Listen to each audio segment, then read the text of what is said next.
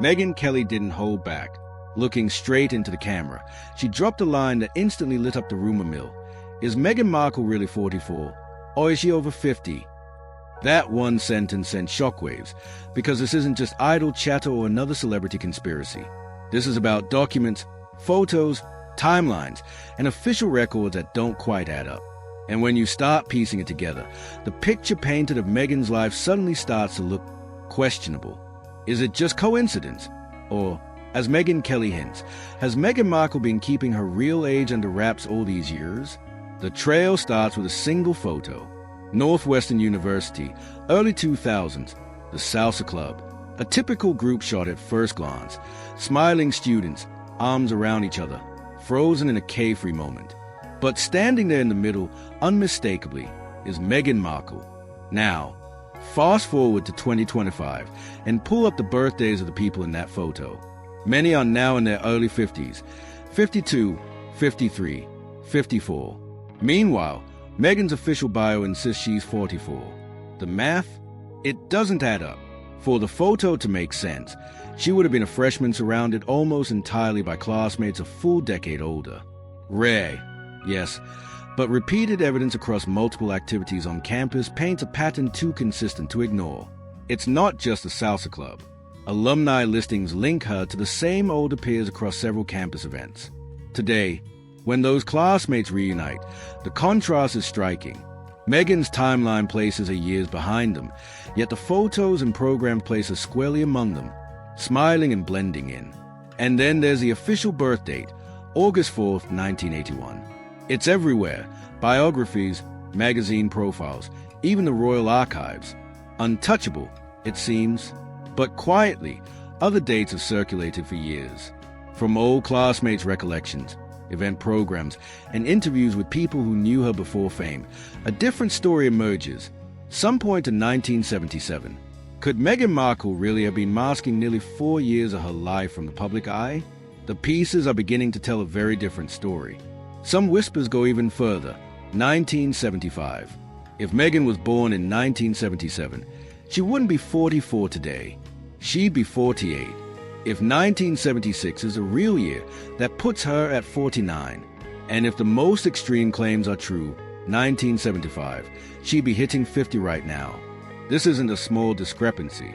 It's a gap of 4 to 6 years, years missing from a carefully polished public biography. And when there's a gap in a story, there's usually a reason. To understand how Meghan's timeline might have been shaped, you have to follow the paper trail. Nothing exposes inconsistencies like official documents, and one of the most revealing moments came in May 2019, right after the birth of Archie Harrison, Mountbatten, Windsor. Like every royal child, Archie's birth certificate was filed in the UK. At first, it looked normal. Rachel Meghan, Her Royal Highness, the Duchess of Sussex. A straightforward record. But weeks later, something strange happened. The document was quietly amended. Meghan's first names, Rachel, Meghan, were removed completely. Left behind was only Her Royal Highness, the Duchess of Sussex. The palace claimed it was a minor bureaucratic adjustment, just to keep royal records consistent. Insiders, however, called it baffling. Why make such a change weeks later? Why hadn't it been necessary for other royal mothers before her? And the bigger picture isn't the name, it's what this proves. If a birth certificate, the kind of record people assume is final and untouchable, can be quietly rewritten, what else in Meghan's life might have been subtly adjusted long before the palace ever came into play? Digging deeper into Meghan's early life, another pattern emerges: the photos.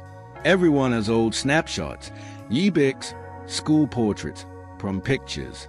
Most flow naturally over time. But with Meghan, it feels curated.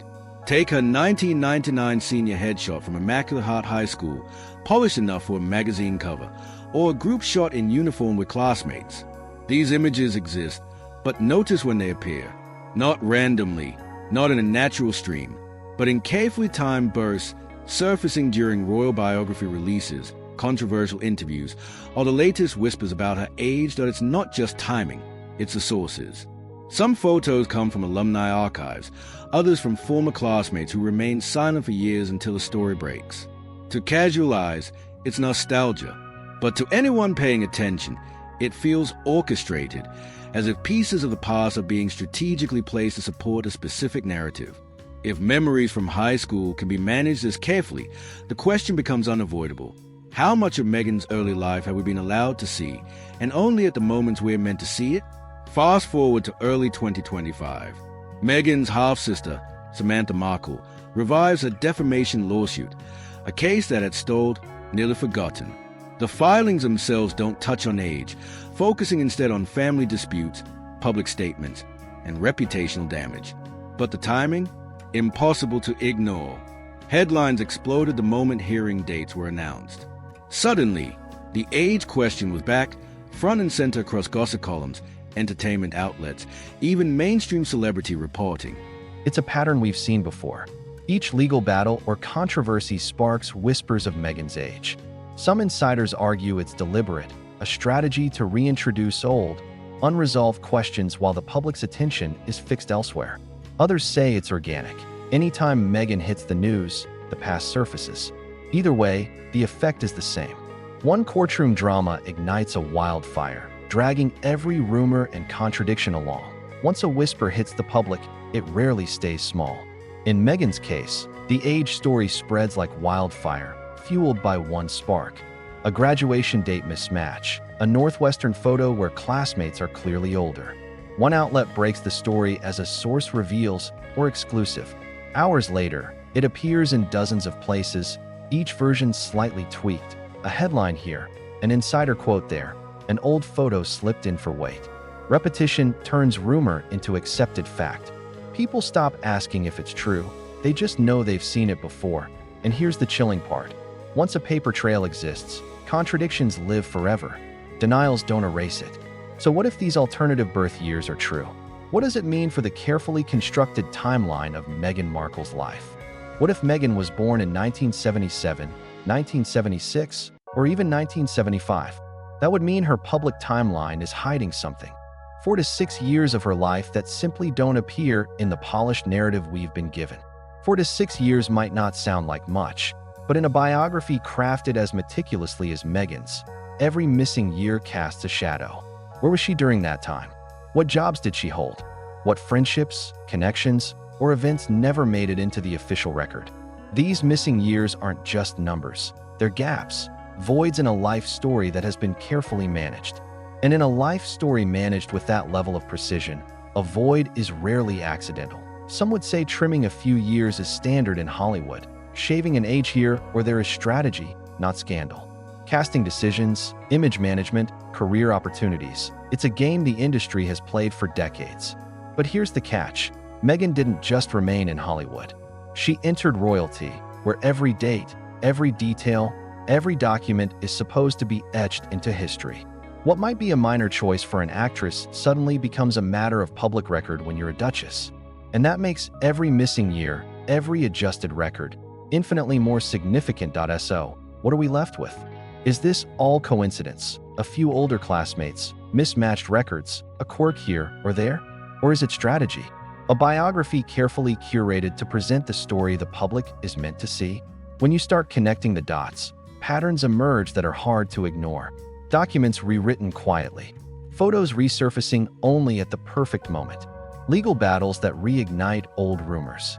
The coincidences start stacking up, and suddenly, calculation looks far more likely than chance. And that's where this story lands.